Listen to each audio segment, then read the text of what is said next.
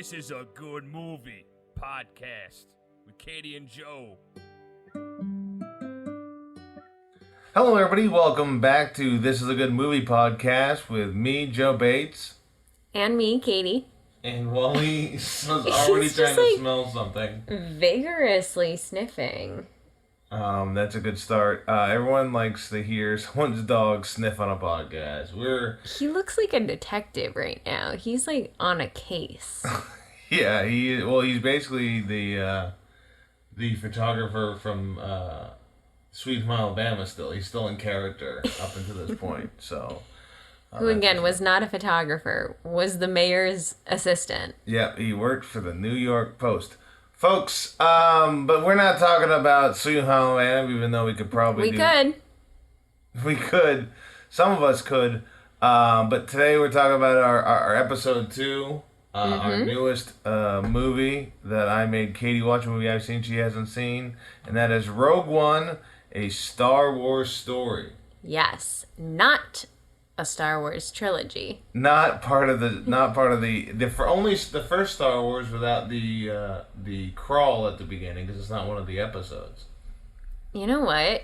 I'm embarrassed to say I didn't even realize. Oh no. But yeah, so Katie, this is Rogue One. You've seen you've seen episodes 1 through 9 of Star Wars.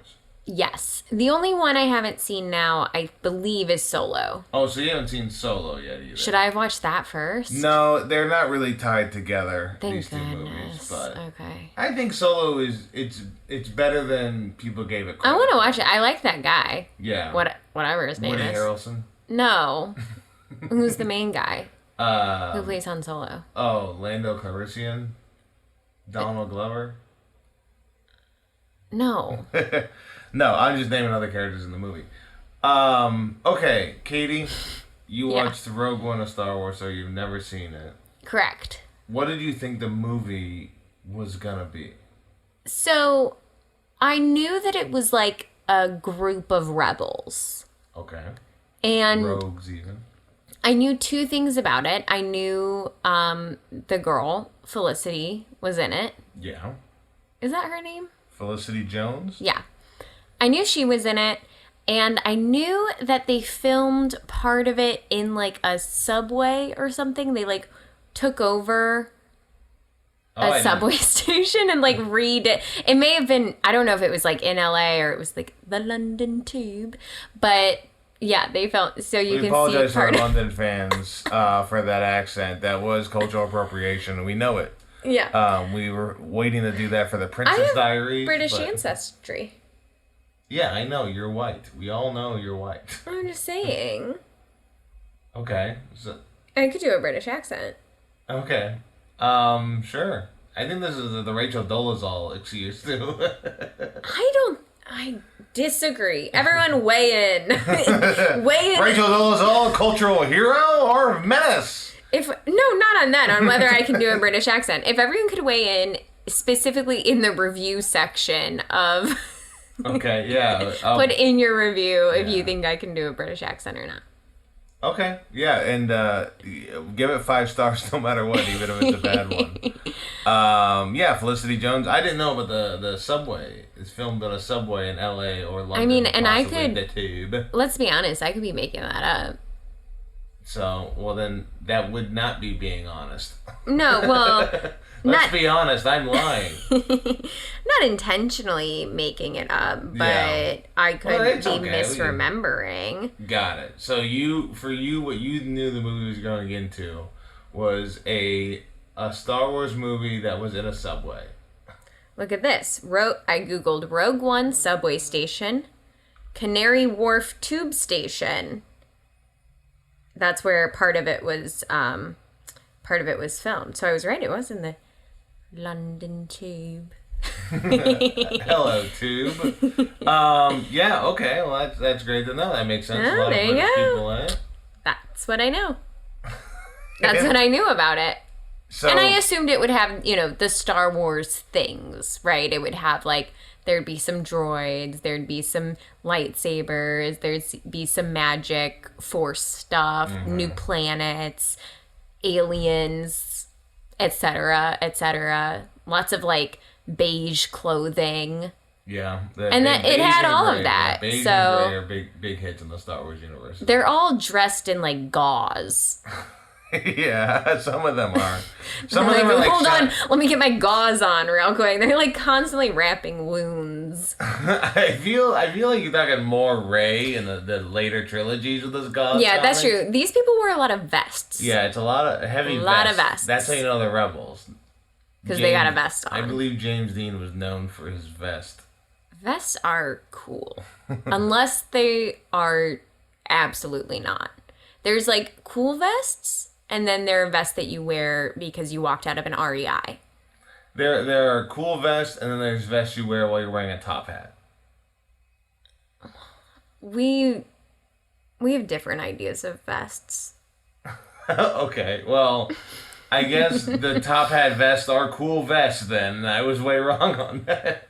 I chose Rogue One because mainly I want to watch Andor. Yeah. And Katie and I, as we've said before, are married, and it's very few shows that we can watch without the other one watching. Now, I'll admit, you said, I want to watch Andor, so we need to watch Rogue One first. I don't want to spoil anything, but we will, of course, because I'm hoping that at this point everyone's watched Rogue One so they can follow along. I'm now a bit confused about how the ending of Rogue One leads to Andor. Well, Andor is a prequel. That makes more sense. Yeah. Talk about a twist. When you think, great, I'll see what happens in this movie, then we'll watch a whole series about this guy, and no, you're not. But I do feel like that was my big question to people. Just so on Disney's Andor, which is following Diego Luna's character, Cassian Andor, and his stories. I was talking to people and asked questions. Who? Friends of mine who love Star Wars. Okay. And wondered, you have never seen Rogue One, what would be better? We watch all of Andor first, then Rogue One. Or Rogue One first, and then Andor. And they said Rogue One first? They honestly said it didn't matter. Okay. But I thought it might take away from Rogue One if we watch Andor first. And Rogue One, I think, is a great But movie. you have never watched Andor. No. So you can't really know. Again, I just talked to people about it. And they said doesn't matter. Yeah. Yeah. Yeah, I mean, also having not watched Andor, it is difficult for me to say. I now feel like I might have a bit of trouble getting invested in Andor because I know that he dies. Yeah. But also if I'd watched Andor first and then Rogue One and had to I did get invested and then I watched him die, I would be very upset.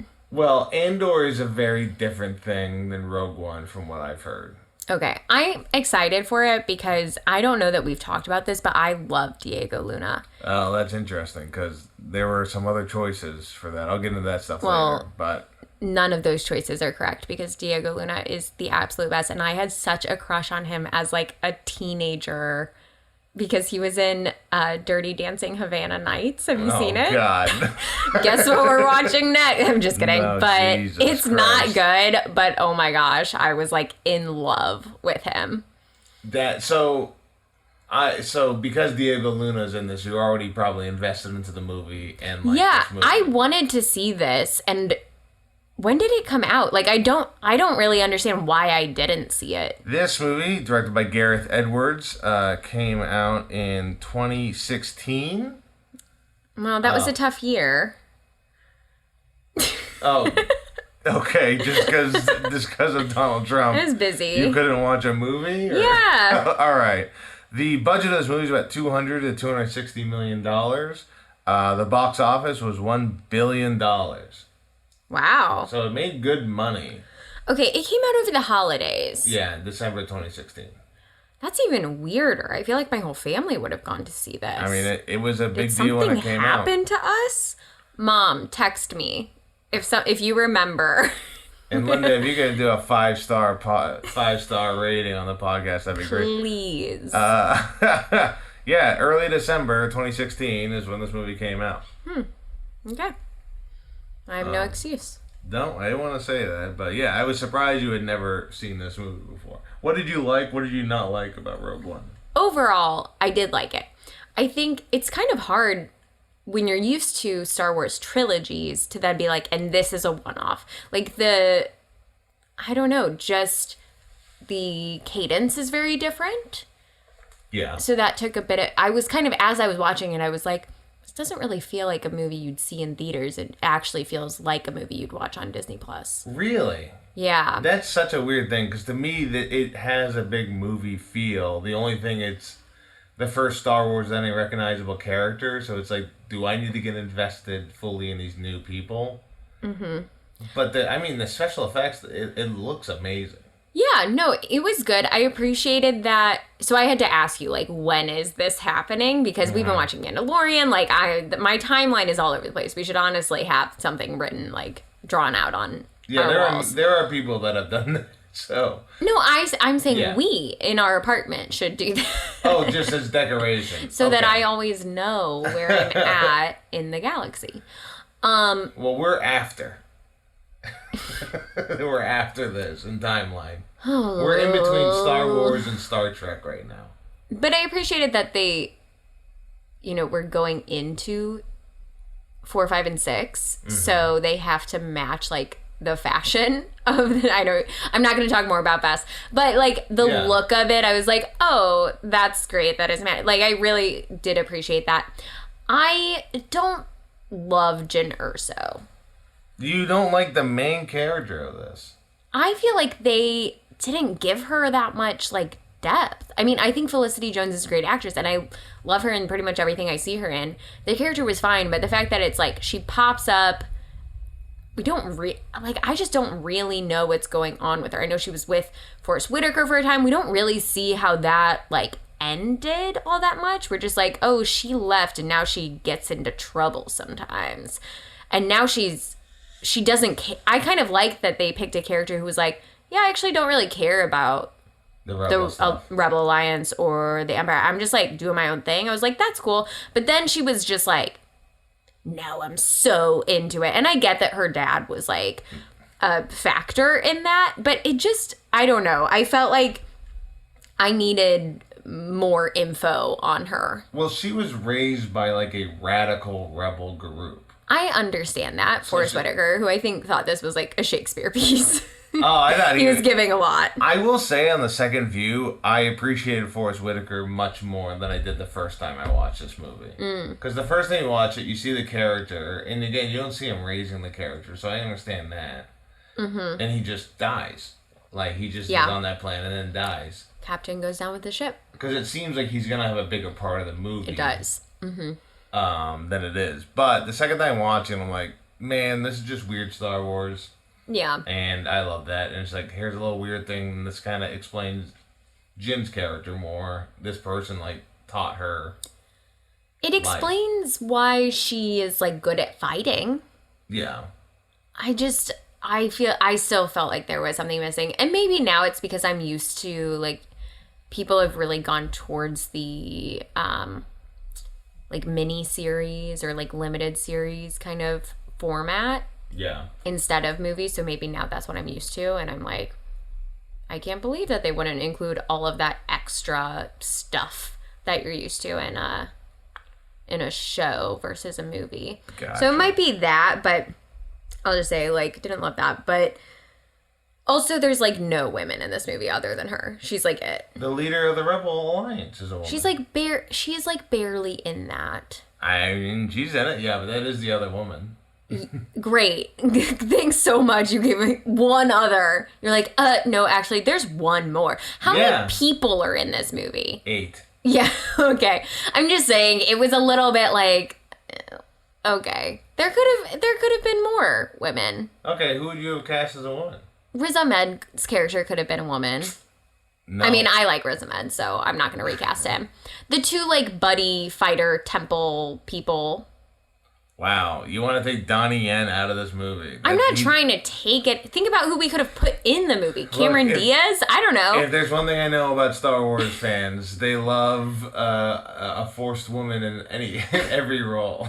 I'm just saying, I think in this galaxy, unless they come out and say like, hey, just so everyone knows, a weird thing about this galaxy, out of every 5 babies, only one's a girl. Just a heads up. Like, unless they're giving that disclaimer, which they haven't, I'm assuming it is generally 50-50. And yet, in this movie that came out in 2016, it's, like, very much not.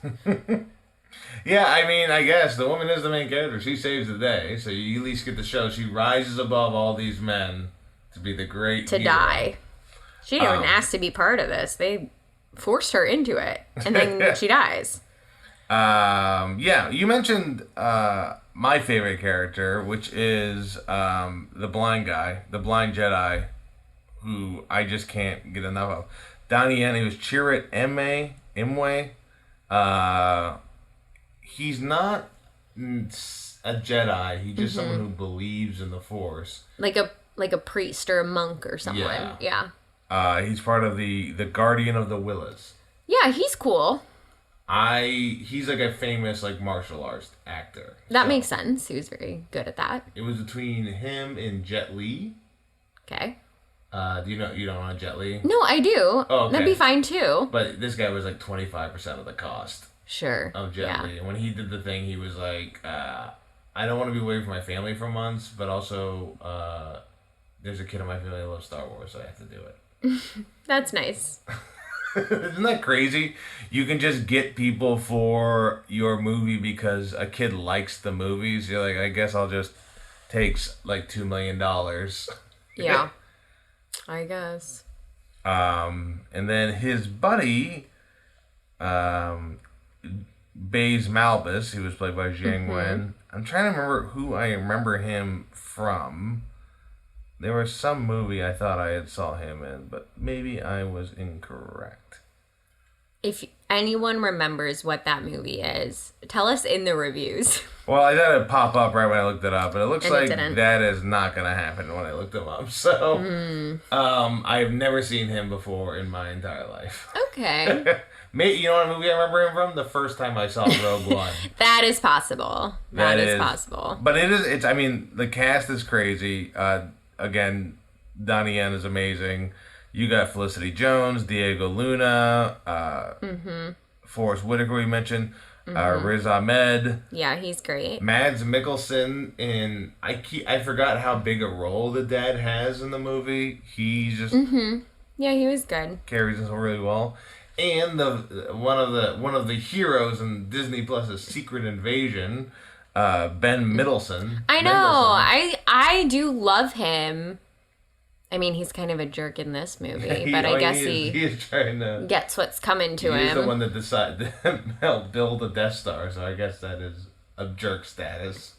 I wish that he still had his New Zealand, or is he from New Zealand or is he from Australia? I believe Australia. Oh no, that's gonna make people mad. Yeah, well, we have a big thing over there. Yeah, we only released this in New Zealand.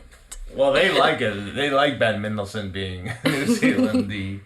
But yeah, no, he was. I thought him as the villain was great because he's just an officer. I love that all of the villains in Star Wars have to wear funny hats. And by funny hats, I mean they look like they could tap dance at any moment. Oh, okay. They're all in little, like, boop, hats. You know what I think? I don't think it's the little hat. It seems like it's the little hat, but it's because they have kind of a half cape feel. Yes, they all. Yeah. There's a lot of capes and villains here in this Star Wars I don't know if universe. it's because the first Star Wars movies were coming out in the 70s. Yeah, keep going. You got this. And that's just sort of like, it was a theatrical time. Yeah. In Hollywood. I don't know, but I like that they've stuck with it. And they're like, we're not going to make these guys... Like, think about villains in superhero movies. Mm-hmm. It's a lot of, like, tough. They're wearing, like, leather and, like, lots of sashes that have bullets on them and stuff. Yeah, and it's, I have the same exact powers as the hero, but I'm evil. Sure, yeah. I'm talking, again, about the outfits. I understand. But I like that they were like, you know what? No, we'll stick with the capes and the hats. And we could tap dance at any moment. Yeah. So you're really hoping there's a Star Wars West Side Story movie. Okay. Let's write it. Okay. We're the rebels. I'm the Empire. Cool, man. Cool, Trooper. Yep. That's what it's called. That's what it's Cool Trooper? I don't think that's going to sell. There is, man, I take terrible notes because I have the thing that says, in quotes, I have so much to tell you. Oh my god. Oh, that's when the dad dies. Oh yeah, he says I have so much to tell you, and then he dies. What a bummer. Terrible. I'm like, what? Sad final words. I'm assuming we've all seen a Rogue One, a Star Wars story. Just so it's about getting the Death Star plans. There's this rogue group of people. He makes it so complicated. He's like, guess what? It works. But there might be a way to make it not work, and it's a secret, and you have to go here to find it. Like, it's so complicated. Whereas I feel like, I don't know much about science. I'll be honest about that. But I feel like there could be a way to make it almost work, but like, not, and have it not traced back to him. Or without having people have to go get the plans? So I think the issue is that, yeah, well, if he wants to like not have this happen, he should just blow it up himself and die. Mm-hmm. But I think because it's in separate places, so like the plans are on this one planet on how to build it, and then the thing is elsewhere and everything. I think that's why he has to do a complicated plan to do it. Because if he blows up the Death Star, they can just rebuild a new one. Sure. Okay. So they got to get the plans out of there. That's the whole point of Scarif. I mean, it would definitely take them a while. It takes a while to build a moon. Yeah. I mean, there's a great Eddie Izzard joke where he just talks about, like, the construction people and the regular people on the Death Star at lunch, and they're just kind of talking pissy about Darth Vader walking around. It's a pretty good joke. Oh. Well, have you seen... I'm assuming you've seen the SNL sketch, the Undercover Boss with Kylo Ren. I love that sketch. I've seen it so many times. That's one of my go-to, like, let's pull it up on YouTube. is the SNL sketch, yeah. Yeah. It's Kylo so funny. Ren, Undercover Boss. Yeah, well, it's funny because Bobby Moynihan has a big part in it. And really, that was the time you just needed more Bobby Moynihan than anybody else. You always do. Yeah, I thought I had a great Star Wars feel. The tube thing you said makes sense because I did say if you're in space, it makes more sense to have a British accent, and I don't know why. So, okay, couple of things that I feel like are very Star Wars about this movie. One, just a random assortment of accents thrown in.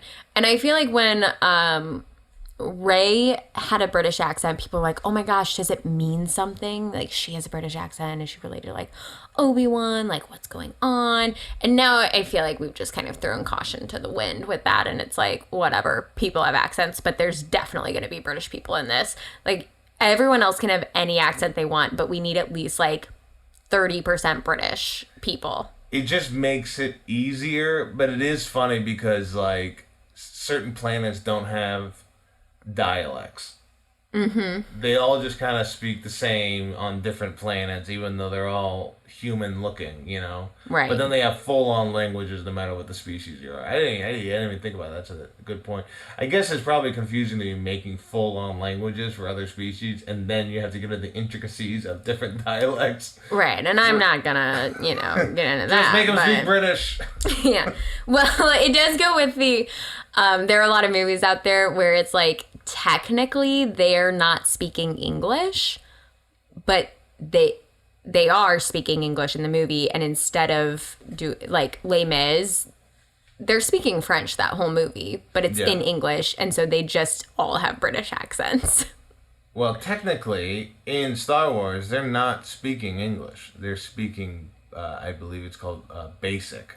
That's the language of Star Wars English. Basic, common, whatever. Oh, yeah, D&D, baby. There was one issue I had with the movie. I remember the first time watching it again, I was like, well, maybe I'll pick up something. It does feel like there might have been a deleted scene, but Cassian Andor is gonna kill her dad.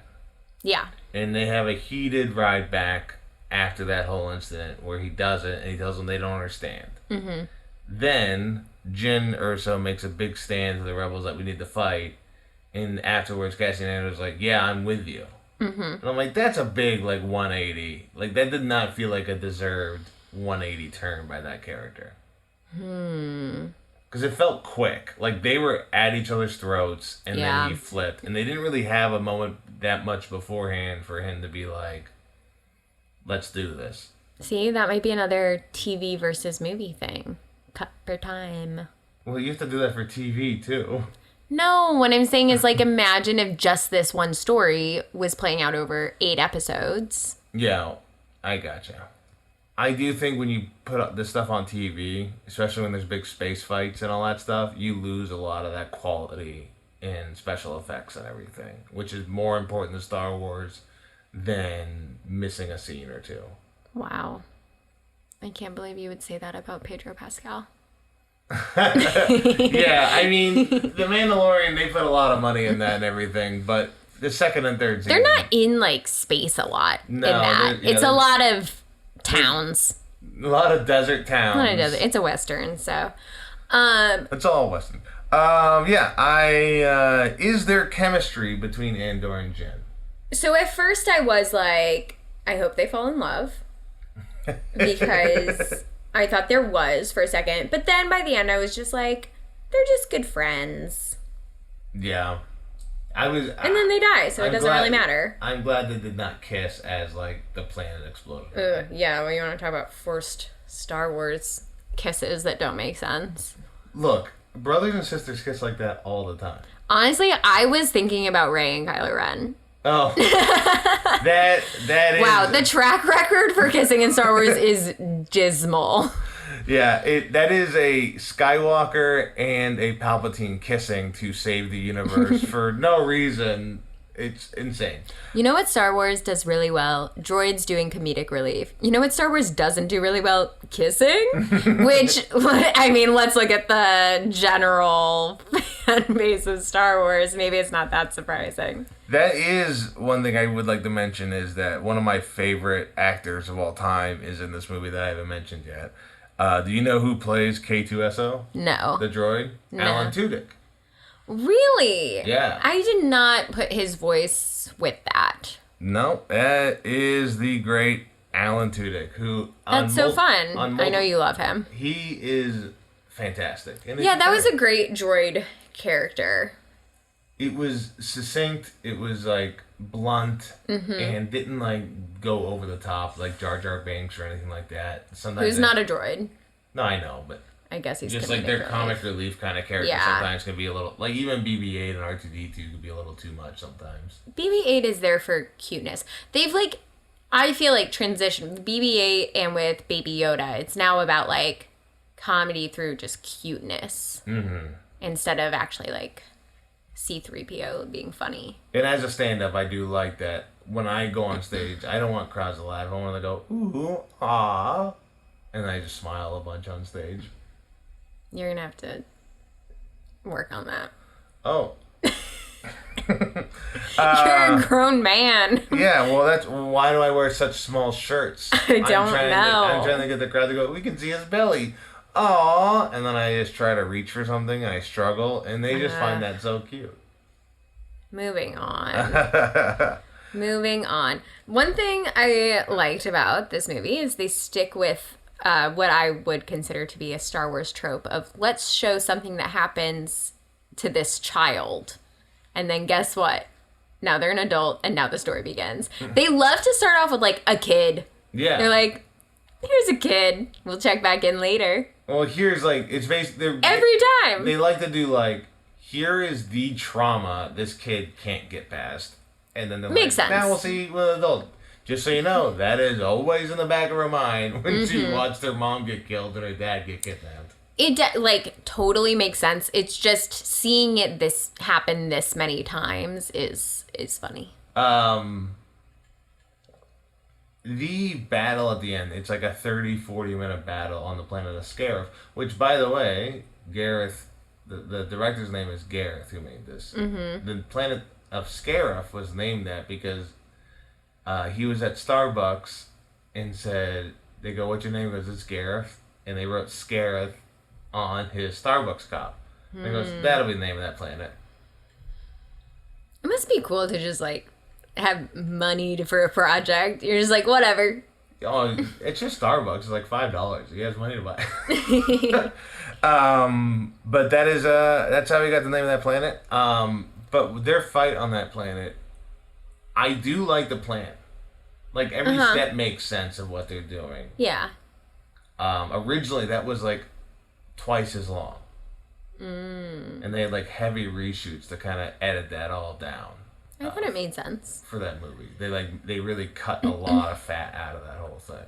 So, thinking about the planet that you meant, Gareth, I was thinking they're on 2 different planets mostly in this. Yeah. Both, what was it, Jeddah? Jeddah, yeah. Yeah. And Scarif. And I was like, wow, I really don't recognize these planets from anything.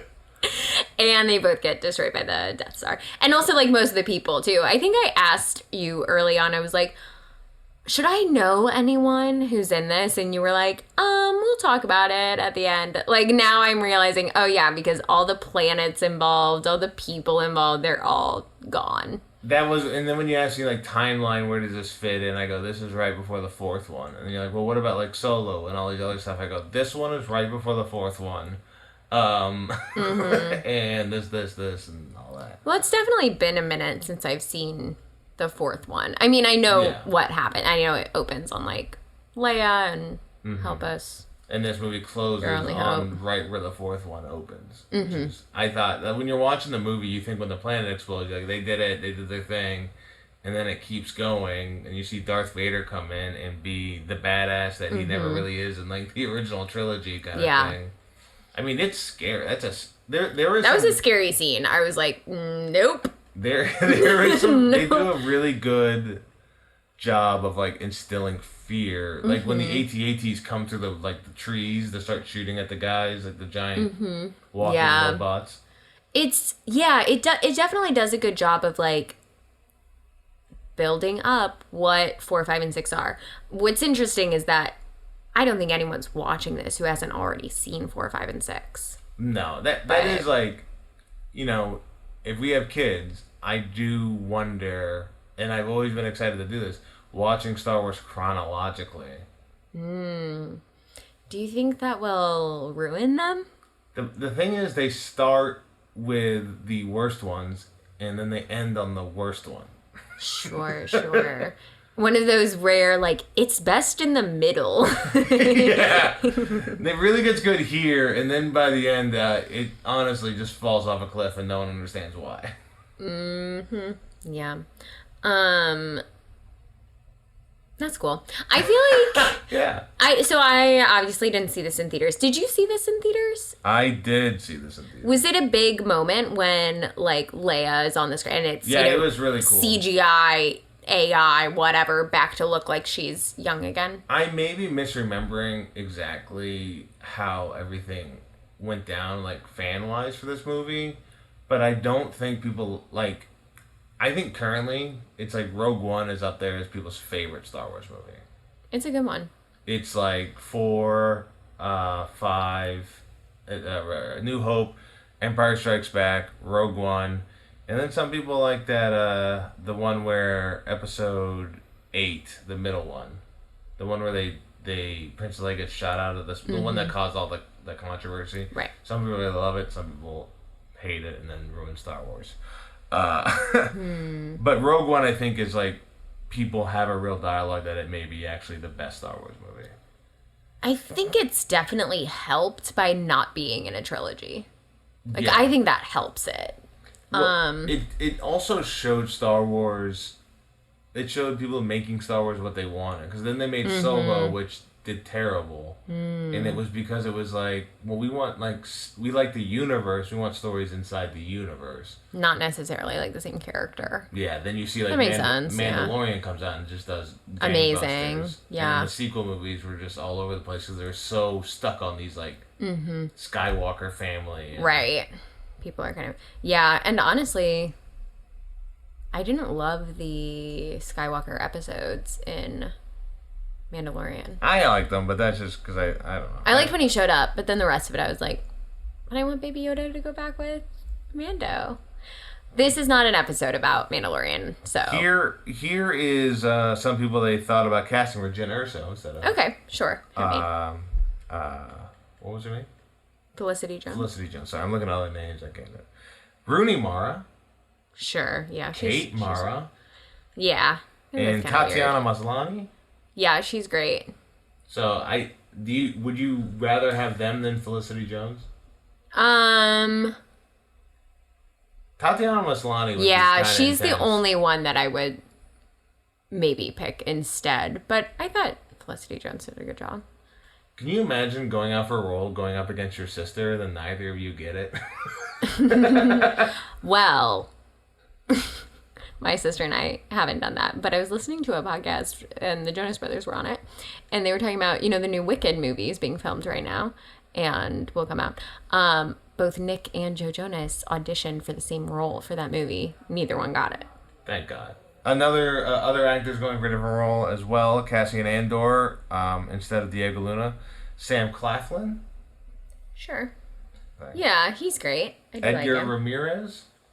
Who's that? I do not know. Okay. And who I honestly would like more than Diego Luna personally, Aaron Paul.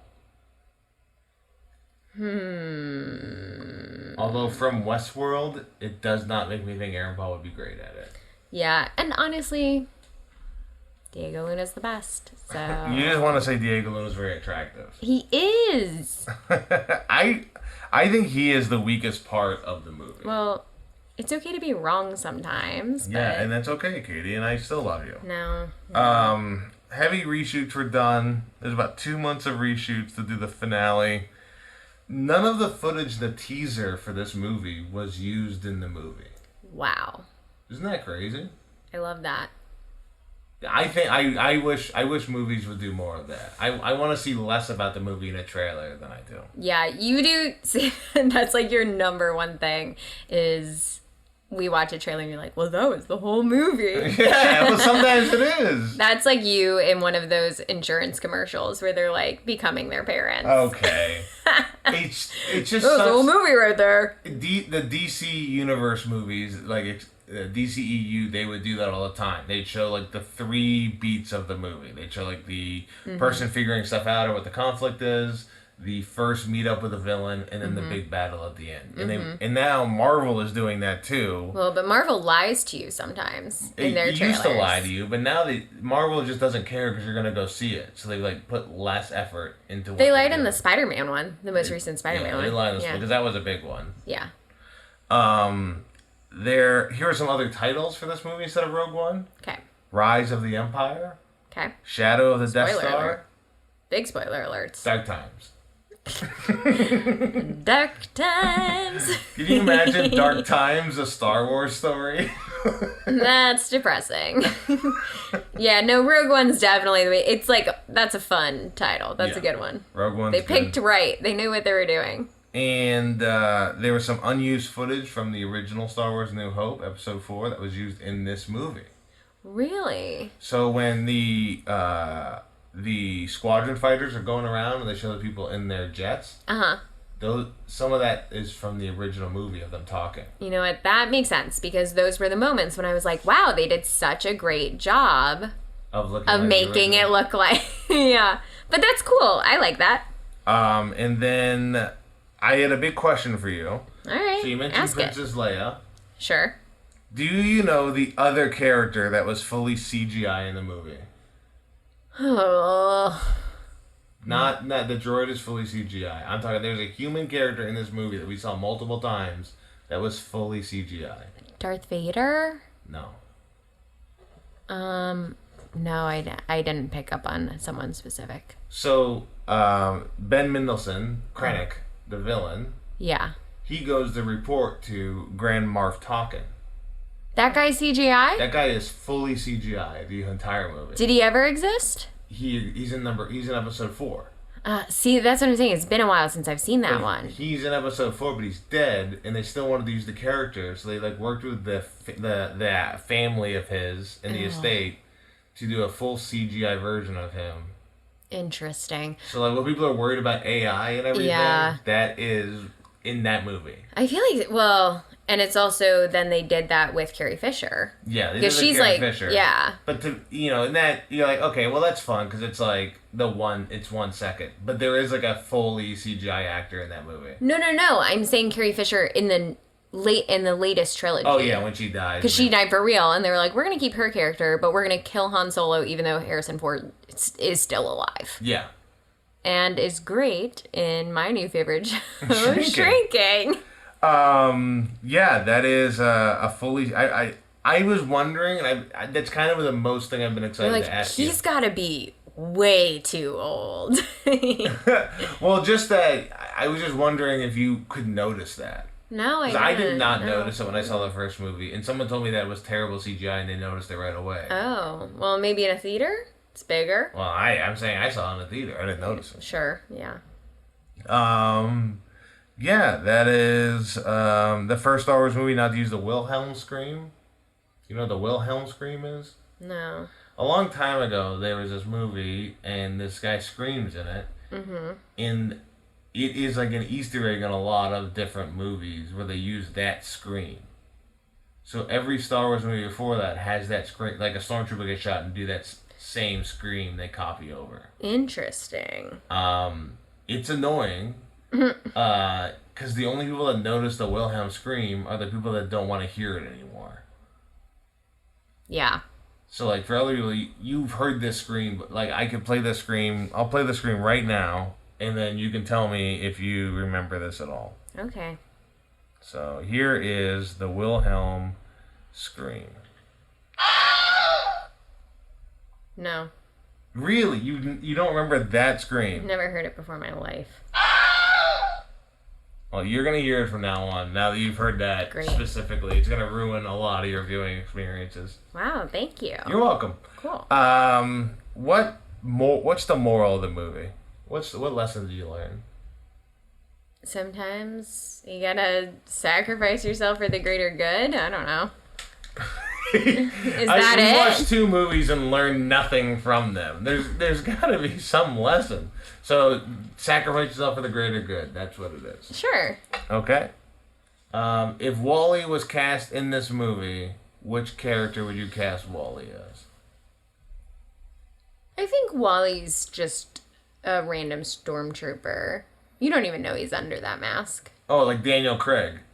Yeah, he's like secret celebrity. Secret celebrity in this movie. Okay, yeah. Gotcha. He's just a random stormtrooper. Is he the ones with Darth Vader? Is he like the Death Squad ones that are on the planet? No, he's the one in the all white. All white. Okay, perfect. Kind of dopey. Gotcha. Perfect. I really am shocked that I really thought you would have liked the blind guy more, but you seem to be like, oh, it's a neat thing. Your whole thing in this movie is Diego Luna. It is what I'm hearing. It's hard for him not to be. Okay. Well, I guess we're gonna watch all of Andor in separate rooms. So I'm just saying, if you haven't seen Dirty Dancing Havana Nights, you don't get it. Okay? Okay. You just don't get it, and you never will. Yeah, that's how I'm like as Alan Tudyk. If you don't see Alan Tudyk in Dodgeball, you'll never get it. And I have seen him in Dodgeball. You get it. Yeah. If you've not seen Forrest Whitaker in The Last King of Scotland, then you don't. I don't know. I'm running out of things. So I'm going to ask you a question, Katie. This is the second movie we watched. Mm-hmm. And the name of this podcast is This a Good Movie Podcast? Is this a good movie? Yes. Oh. I give it a thumbs up. Nice. So we're 100% on our movie selection. Which is a lot for me because, as you know, my favorite thing in movies is friendship. And romance. Well, there is a lot of friendship in this movie. Yes. My least favorite thing to happen in movies is... death. Yep, and there's a lot of it. And it's all the people that you've come to be friends with. Yeah, it's great. It's such an amazing movie. Oh. Originally, the plan was to have Cassian and Jin survive.